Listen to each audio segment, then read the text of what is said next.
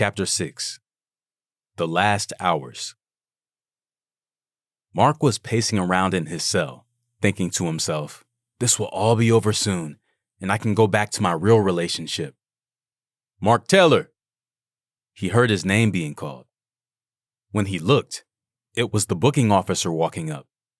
He unlocked Mark's cell and said, "Come with me." Mark stepped out of the cell and started looking around, wondering what was happening and where he was going. "Excuse me, officer, where are you taking me?" "Back up to homicide. They want to see you again," the officer said. "Well, did they tell you why?" "No, sir. I was just told to bring you up to homicide. You can ask them when you get up there." When Mark got to the homicide unit, the officer put him in the same room he had been in 2 days ago. When he entered the room, he noticed Danny standing at the window, looking out. "What the fuck is going on, Danny?" Mark asked. "Have a seat, Mark." Mark sat down and looked at Danny. "Listen, Mark, they are about to officially charge you with Jessica's murder." "Hold on, Danny. You said I was fine on this.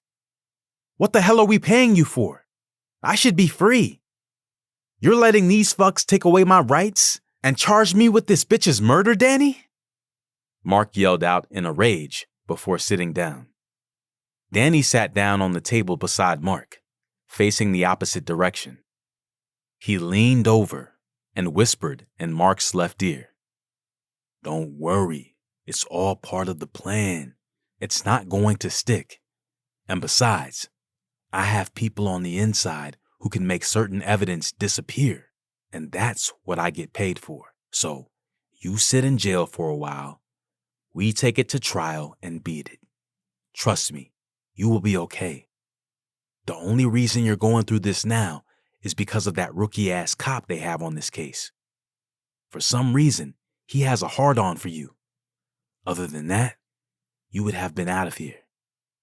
Okay, Danny, I trust you. Just hurry up and get this over with." "Just stay calm and don't say anything to anyone," Danny advised Mark.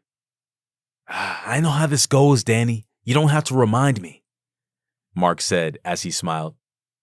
Tate was in his office when Jeff arrived.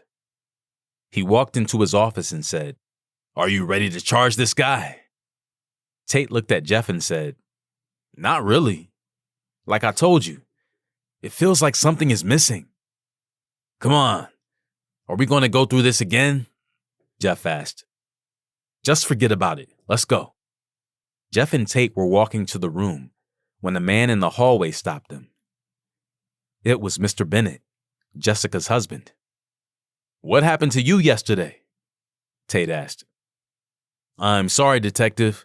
I've just been trying to process everything. I'm trying not to relive this moment. I would like to put this behind me." Tate gave Mr. Bennett a weird look as he muttered, "Why would he say something like that?" Jeff intervened and said, "Okay, Mr. Bennett, we're about to charge the man who killed your wife. So, if it's not too much trouble, you can have a seat in my office, and I will be right back shortly." Mr. Bennett said, "Okay, Detective," and gave Jeff a weird handshake. Tate noticed it and took note of it. "Let's go, Tate. Let's finish this." "Hey, Jeff, what was that about?" What about, Tate?" "Nothing, Jeff. I just thought I saw something. Maybe it's just my mind playing tricks on me." Jeff looked at Tate.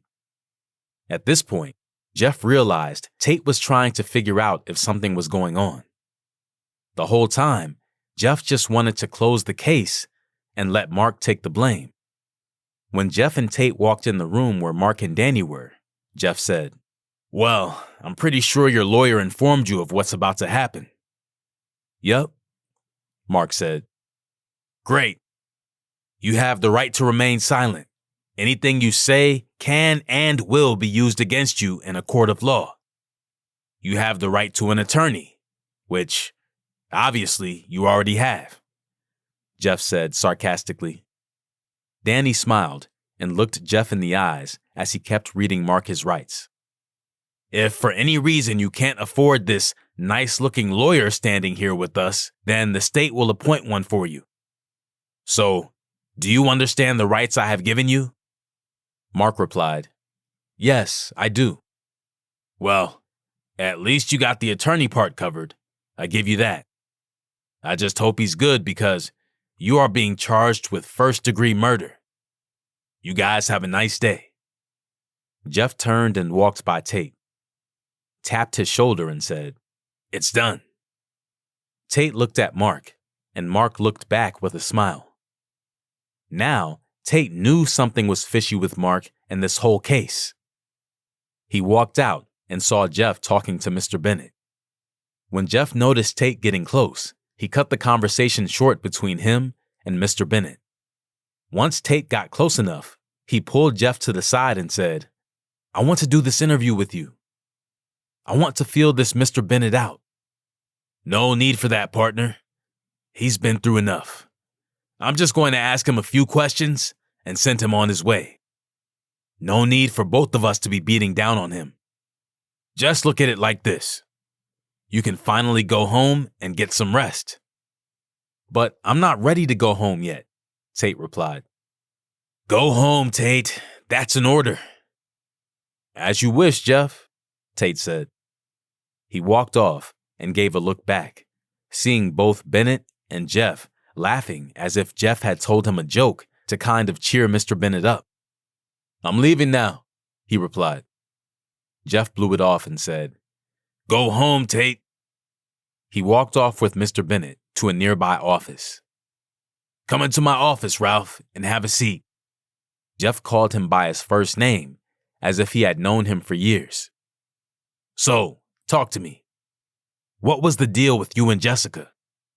"We had problems like any other couple," Ralph replied. But before Jeff could ask another question, Tate walked in and said to Jeff, "I'm going to skip going home and just sit in on this." Ralph looked at Jeff with an upset persona. Jeff told Tate, "Okay, if you insist."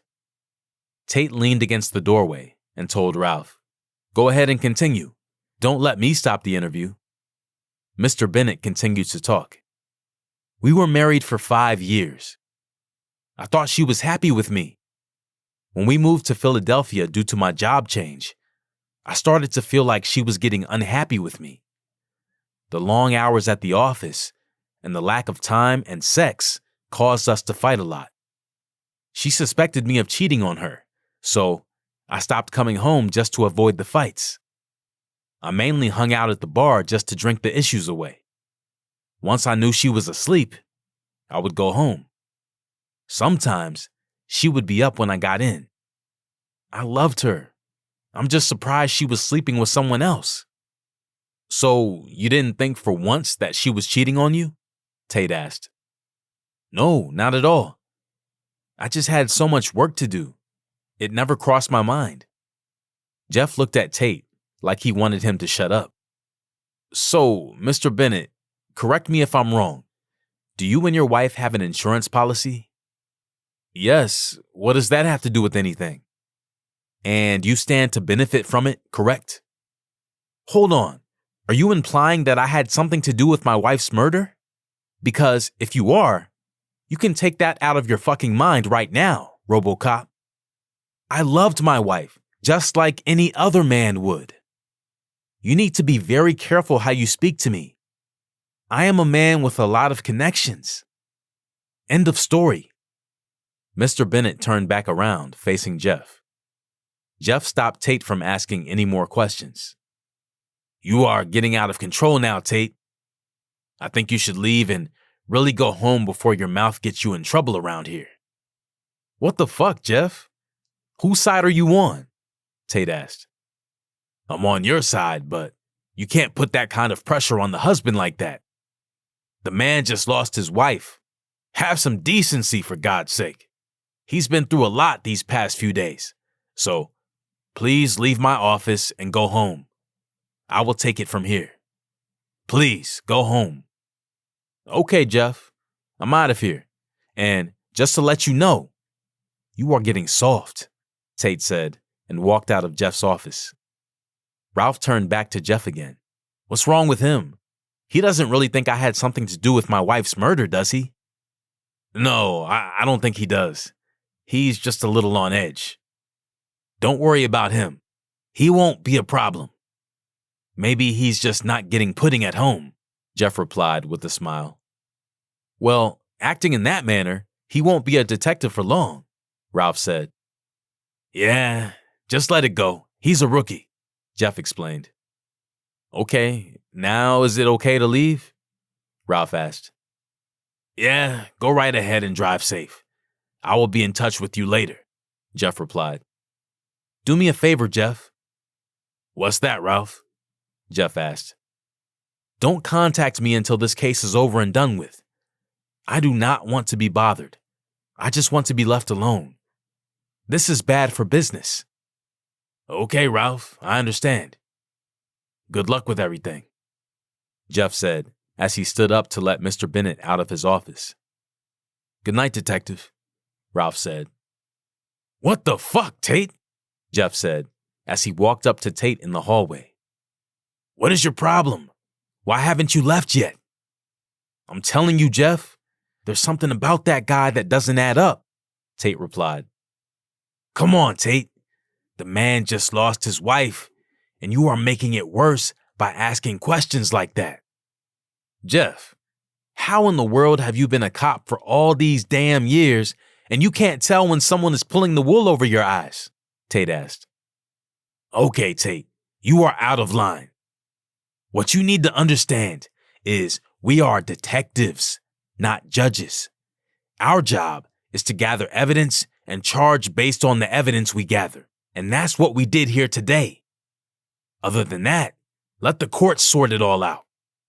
So, just that easy, huh? Yes, Tate. Just that simple. Now let it go. From a distance, you can see Amy walking up. Hello, guys. Hate to interrupt, but Jeff, I believe you have something for me. Yeah, it's on my desk in my office. I will be right with you, Jeff said. He turned to Tate and said, Go home. Be with your wife and kid. It's all over now. I don't want to hear anything else about Mr. Bennett. So, I guess you and her got it all figured out, huh? Tate said. What's that supposed to mean, Tate? Jeff replied. Nothing. Enjoy your new lover. Just keep me out of it, Tate said. Amy interrupted both Jeff and Tate, then turned to Tate and said, Maybe you're just jealous because I didn't fuck you, handsome. She grabbed Tate's tie and pulled him close, whispering in his ear, You want to smell my pussy, handsome? Tate snatched back his tie, stepped back and replied, Never, love. You don't do it for me. And even if you did, I don't have time for a stalker. Tate then looked back at Jeff and said, Okay, Jeff. Maybe you're right. Enough said. I will see you tomorrow. Tate knew Jeff wasn't going to hear him unless he had something good and solid. So Tate went home and took a file with him to do a little more digging on the Bennett case. Tate waved goodbye to Jeff and Amy. Follow me, Jeff said to Amy. Amy followed Jeff back to the office. He handed her a yellow folder and said, Is this all you needed? Yes, Amy replied. Thank you. So, listen, I was thinking if you weren't doing anything later, would you like to go out to dinner? That would be nice, but I'm going to have to pass, Jeff. You and I don't have anything in common. What we did last night was business. I have a job to maintain at the end of the day. There's absolutely no room in my life for a man. I'm sorry, but if it means anything, you were good in bed. Amy smiled and winked her eyes. See you around, Jeff, she said, and walked out. Jeff sat back in his chair and smiled, saying to himself, That bitch used me, but at least it was worth it. He reached up to his computer, logged out, stood up, shut off the lights in his office, and left for the day.